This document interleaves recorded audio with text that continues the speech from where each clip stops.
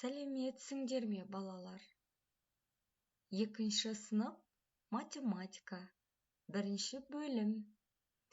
Атамұра баспасы. Балалар, бүгін біз сендермен 7-ші сабақты өтетін боламыз. Сабақтың тақырыбы жақшалы және жақсасыз өрнектер деп аталады. Олай болса, бірінші мысалға назар аударайық. Мысалдарды шығарып, адамгершілік құндылықтардың бірін біліп жүр. 10 мен 6-ның қосындысының мәні нешеге тең? 16. Яғни 16 деген санның астына т дыбысын жазып қоямыз. Дәл осылай. Осы ретпен сендер өрнектің мәнін дұрыс шығаратын болсаңдар, құндылықтардың бірін білетін боласыңдар. Ал, балалар, құндылықтың бірі құрмет екен. Балалар, біз үлкенге де, кішіге де үнемі құрмет көрсетуді ұмытпайық. Екінші мысал. Өрнектерді қалай оқиды? Мәндерін қалай салыстырады? Назар аударайық. 16 мен 2 сандарының айырмасына 3-ті қосу. 16-дан 2 мен 3 сандарының қосындысын азайту.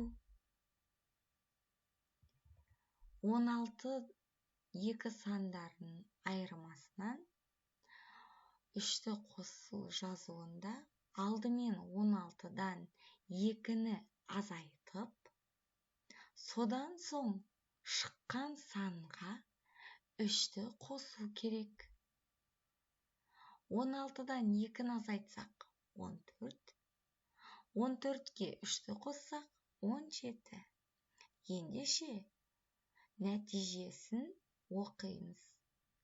16 мен 2 сандарының айырмасына 3-ті қосқанда 17 шығады.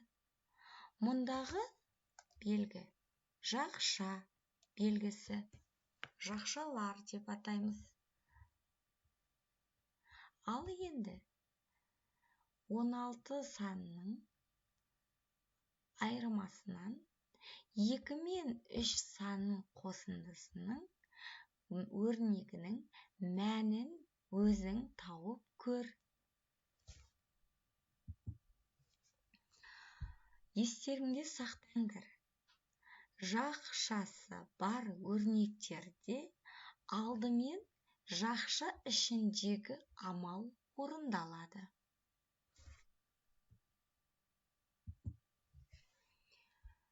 Үшінші мысал. Амалдардың орындалу ретін анықта, өрнектерді оқы, мәндерін тап. Үлгіге қараймыз. Бірінші, жаңа ескерткенімдей, жақшаның ішіндегі өрнек бірінші орындалатын амал. Содан соң сол жақшаның ішінен шыққан санды келесі санға азайтып немесе қосу қажет. Бұл өрнектерді өздерің шығарып көріңдер.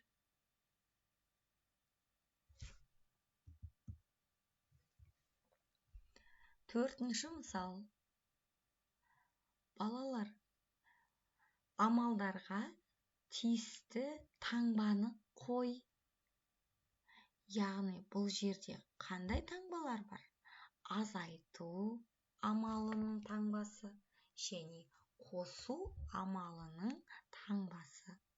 Сол кезде тиісті шыққан сан өрнектің шыққан мәніне тең болу қажет.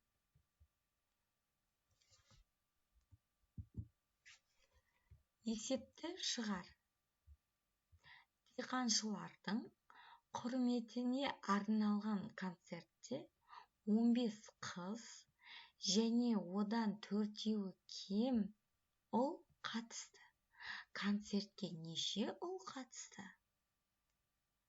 Балалар, біз есепті шығару үшін бірінші есептің шартын құрастырайық. Яғни концертке неше қыз қатысыпты? Қыз 15.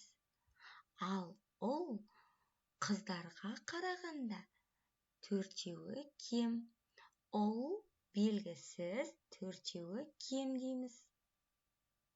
Концертке неше ұл қатысыпты? Яғни кем десек, біз 15-тен 4-еуін азайтатын боламыз. Ал өздерің ары қарай жауабын шешуін жазыңдар.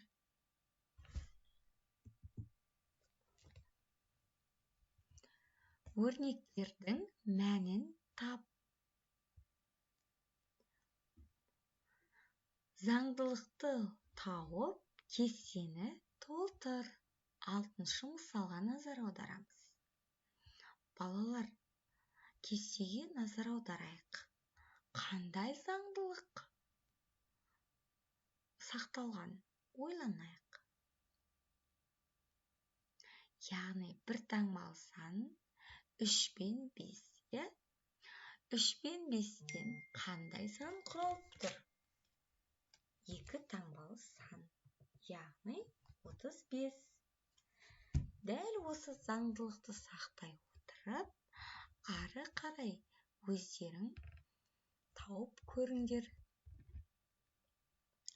Жақшаларды алғаш рет өз жұмысында қолданған ғалым итальяндық математик Никола Тарталья еді.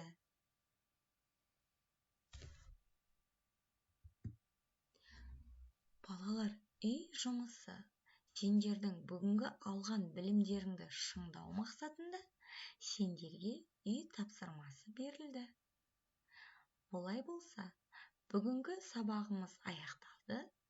Келесі сабақта кездескенше сау болыңдар.